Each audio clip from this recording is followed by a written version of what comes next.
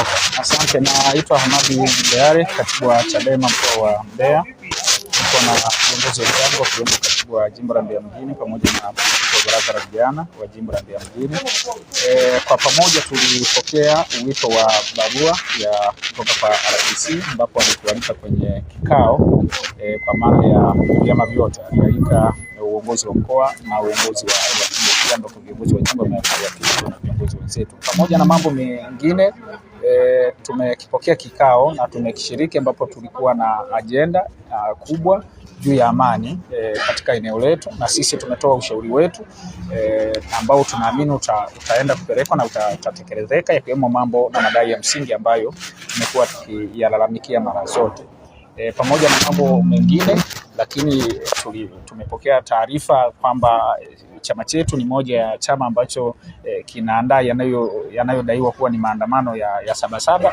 Ukweli ni kwamba sisi tumetoa maelekezo na tumetoa ufafanuzi kwamba chama chetu hakihusiki kwa namna yoyote kwa ajili ya kitu ambacho kinaitwa maandamano. Chadema turatibu hicho ambacho kinaitwa maandamano ya Sabasaba, na hivyo kama Watanzania na Wanambeya tuendelee kuwa watulivu ili kudumisha amani ya taifa letu na mkoa wetu. Majina yangu naitwa Langaeli Godson Akio, katibu wa Chama cha Mapinduzi wa mkoa wa Mbeya.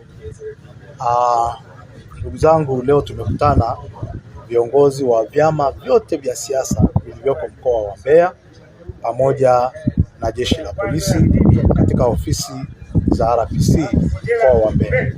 Ajenda yetu ilikuwa ni moja tu, namna ya kutengeneza umoja na mshikamano katika kuwaongoza watu wetu, na hasa kutoa kauli kuhusiana na maneno yaliyokuwepo mtaani kwamba kesho tarehe 7 mwezi wa 7 kuna maandamano yameandaliwa.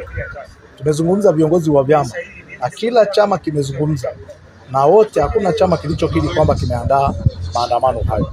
Lakini pamoja na hayo tumekubaliana kwamba kesho hakuna maandamano yoyote. Tunahimiza wanachama wetu na wananchi wetu waendelee na shughuli zao za kawaida, waende kwenye kazi zao, wafanyabiashara waende kwenye biashara, wakulima waende mashambani, na kila mtu aende akafanye jambo lake au shughuli yake inayomuingizia kipato, na watu wawe huru hata kuwepo jambo hilo. Tumekubaliana hivyo, na tunaomba kuondoa taharuki iliyokuwepo kwamba kuna maandamano, watu wapata taharuki na mshtuko kwa Mbeya. Tumekubaliana katika mkoa wa Mbeya kipindi hiki tutaonyesha historia ya mshikamano na umoja wetu, na kwamba hakutakuwa na jambo lolote linaloleta taharuki kwa wananchi wetu. Lakini leo kwa umoja wetu tuliokaa kwamba hakuna chama chochote ambacho kimeunda au kufikiria kufanya maandamano. Kwa kweli ni kwa umoja wetu, na ndio maana kila mmoja ametoa kauli yake mbele ya vyombo vya habari.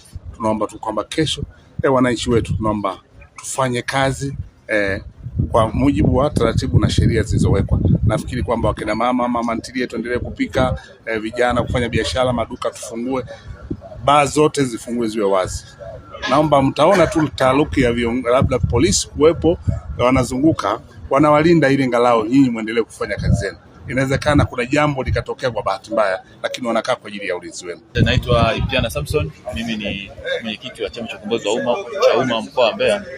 Leo nimefurahi sana kikao hiki ambacho tunayo na kamanda wa polisi mkoa wa Mbeya. Tumetuweka pamoja viongozi vya siasa, na sisi tunaendelea tumetoka na kauli moja kwamba sisi kama viongozi wa siasa tupende tuambie wafuasi wetu kwamba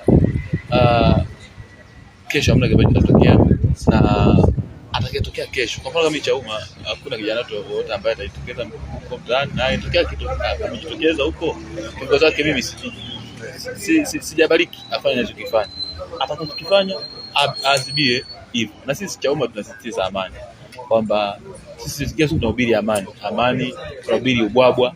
Sasa kama tunasema tunahubiri ubwabwa alafu watu wavunje amani, ubwabwa uliko kwa na amani. Kwa amani kwanza, watu wakula maharage, watashiba, watafanya maendeleo.